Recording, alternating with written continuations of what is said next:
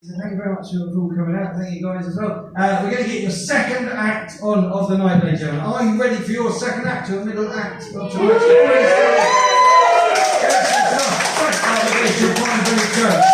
very funny man called George Coppen, ladies and gentlemen. All I need to do on the count of three is make the most noise you can. 1, 2, 3, let's go!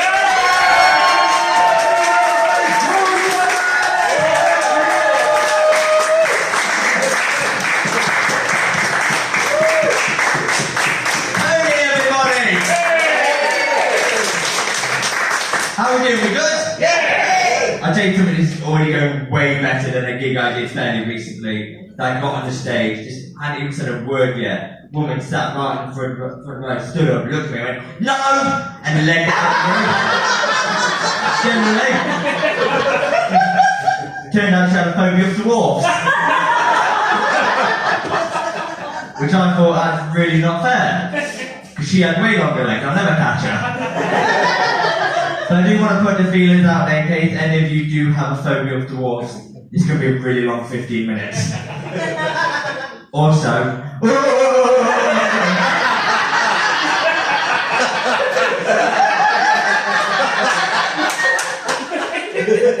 don't panic, because it's just as bad for me, because I have a phobia of tall people.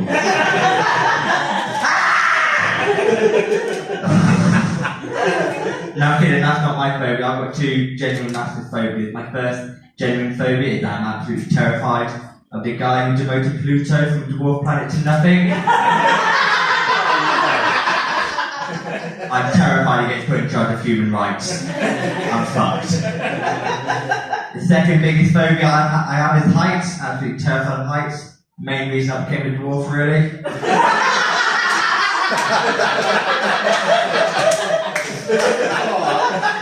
Before that goes there, like go, aww.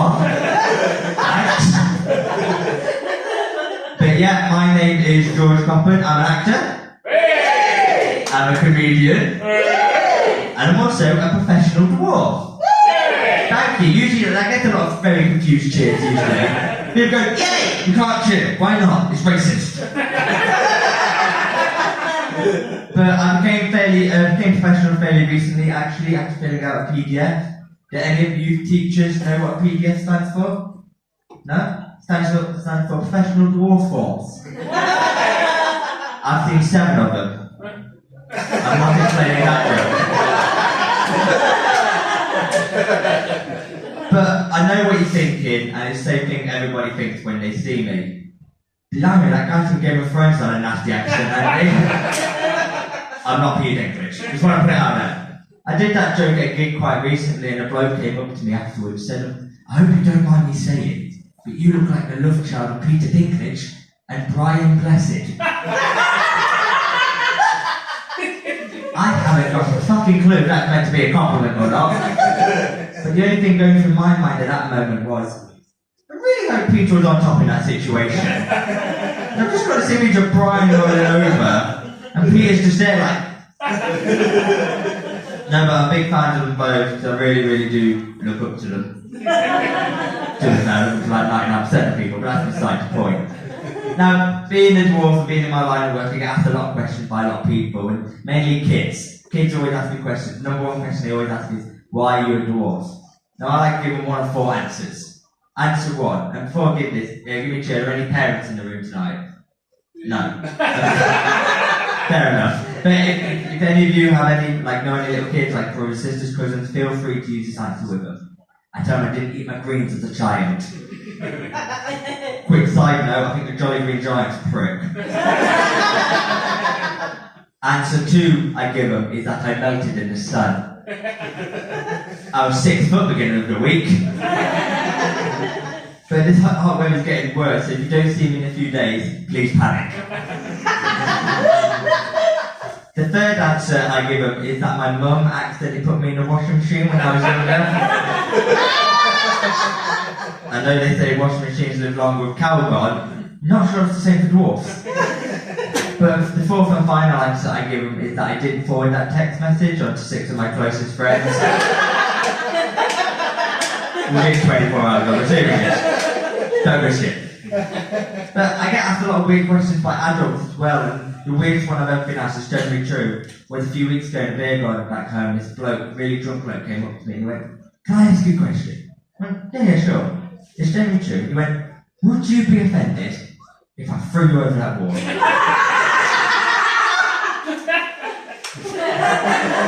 So I would say, mate, I didn't quite catch that. He went, "Yeah, would you be offended if I threw you over that wall?" It's generally true. I went, "Yeah, I would be." He went, "Okay, fair enough." I walked off. I mean, I give him the credit he asked. But then his mate came over to me. His mate went, "I've got a question." I thought, "Oh fuck, here we go." I went, "Okay, what's your question?" And he went, "Were your parents okay with you being a dwarf?" Yeah. He asked me like I had to come out to my parents short. Like I had to sit him down one day and went, "Mum, Dad, there's something I need to tell you." "Yes, sir, what is it?" "Well, I've been feeling a little different lately, a bit strange. I don't know how to explain it." "Come on, son, you can tell us."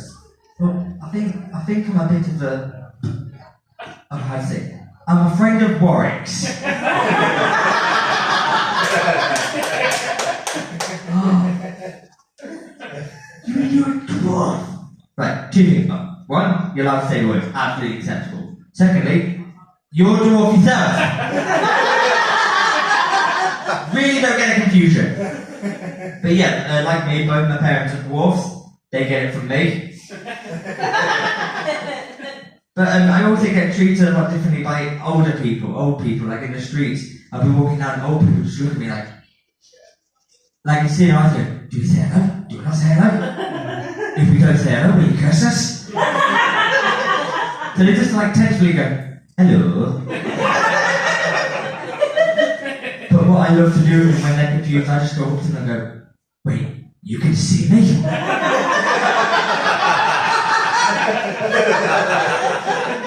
Really creeps the shit out of me. But with my side, I get treated a lot differently, a lot younger, especially when I don't have my beard. Like a few months ago, I dropped my niece off at school. She went into the classroom. I could see the teacher staring at me intently. And all she did was this.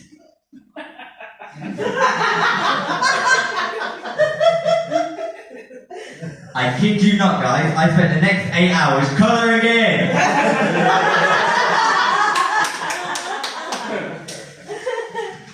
To be fair, I don't think I did too badly.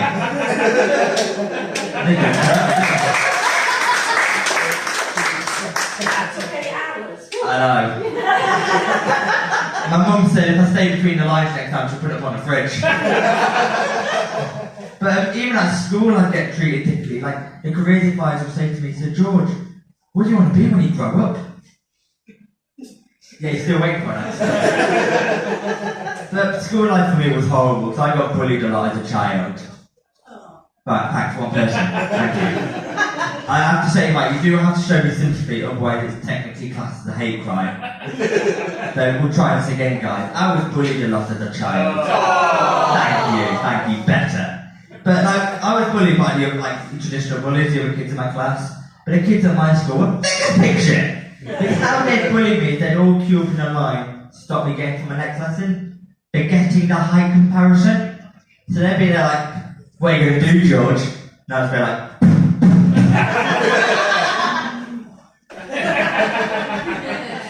The next few ways I got bullied were, let's call them more creative ways. The first creative way I got bullied was by what I like to call a dwarf's worst enemy. I'm of course talking about automatic doors. Because you lot won't realise, you lot walk up, open, fine. Me,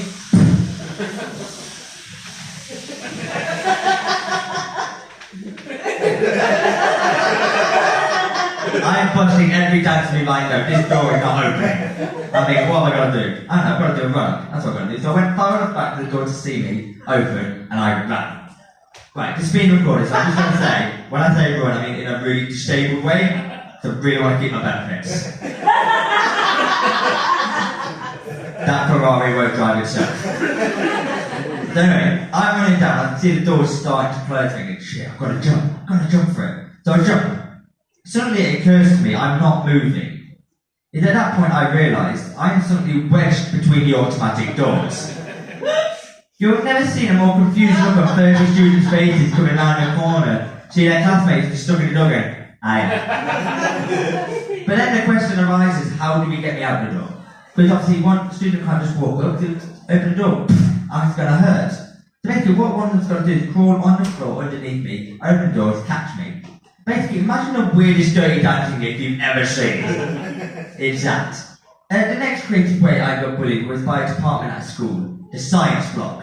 You know that block at school that for no reason had the really high chairs. Yeah. So I walked in and went, oh, it's going to be fucking interesting, isn't it? So basically, I managed to get on the seat after pulling off some Olympic-style gymnastics. I get on the seat, fire alarm going off, doesn't it? I'm thinking, fuck this, I'm risking it. I'm not climbing up here just for a fucking drill. If I die, I die. I'm risking it. But the last creative way I got bullied was by a website, particular website. And I don't know if teachers, you'll probably know this website called My Maths. You familiar with that one? Yeah? I don't know if anyone else in the room is familiar. But don't cheer if you're a nerd. Basically, My Maths was a horrible maths website, but to get onto it, you got given a 3-letter random password. They're random 3 letters, aren't they? Yeah? This was generally my random 3-letter password. The first letter was E. Second letter was L. A few of you a bit ahead of me, I'm just going. Third letter, F. I was bullied by an algorithm. Teacher went, do you want another one? I went, yes please. He went, okay, P, I, G. Fuck's sake. Give me the elf. I don't know, it could be funny in like 10 years after a room full of people in Loughborough. I don't know. But no, the worst part of school for me was PE. I hated PE. Like, for 5 years, my worst fear was walking into PE, finding out we're doing PE, finding out we're doing rugby, finding out we don't have a rugby board, then being nominated as set rugby board. I lived in fear of it for 5 years. The only day I did like was sports day, because I did fuck all. Apart from one year where I got put on a reserve list. So anyway, it gets to lunchtime, other kids start coming up to me going, George, you've been selected, George, you've been sports this afternoon. Then the head of the year comes up to me and says, George, you've been randomly selected to do a sports this afternoon. I went, okay, this is generally true. I went, okay, what sport? He went, you're doing the long jump. What? Now, I don't know why they didn't put me on the hurdle. That would have been great. I would have went hands down. But it's at this point that you're thinking, I thought as well that the other kids would step in and went, no, George can't do that. No, George can't do the long jump. Oh no. One kid came up to me and went, George, give it your best shot. You never know. I fucking do. Another one came up to me and went, George, don't let us down. Well, you're going to feel a world of disappointment in about 15 minutes time. Don't it? I get in the field and the 3 tallest lads in the year were there. And they're just looking at me and going, Alex, you fucking tell me. Well, what really rubs salt into the wound, it really hurts, and I had one of my jumps disqualified. Because apparently my wheelchair just gone over the edge and it walked down it. But I say that because for part of my school life I was in a wheelchair, so for the back of my legs. And one lunchtime the TA came down to me and she went, George, please get out of the chair, get moving. I went, okay. And she could see I was struggling to get out of this chair. I hadn't been out of the chair split seconds and went, right, see you later. I was still like, hey! Oh, she's gone. But my mates are really good. They went, George, don't worry, where's the next lesson, we'll help you. 5 seconds later, the school bell rang. I went, right, good luck. I kid you not, by the time I got to my lesson, I was part of the maths problem. He said, George left the field going 0.02 miles an hour. How long would it take him to get it? But of course, by the time I got to my lesson, it was history. Thank you. I don't know if any of you lot at the back door have turned from the bloke and that's one of the weird things that happened at that game. Yes. But another part of my school life that didn't quite work as well as everyone hoped was the rewards trips. Basically, if your attendance is good, they take you out for the day. There's a teacher called me and went, George, you've been really good this year, I want to take you away for the day. I went, oh, fantastic, where are we going? Cinema? Zoo? She went, no, you're coming to Alton Towers with us. Thanks. But their plan was for me to be carrying their bags all day when I enjoyed the roller coasters. Joke's on them, because I had a fucking great day at Thomas Land. Anyway, it's coming to the end of my time, and I do have to go because I've got some maths homework due tomorrow. And Mrs. Jones is not going to be happy if I don't do it. Anyway, guys, you've been absolutely lovely. I've been George Coppen. Thank you!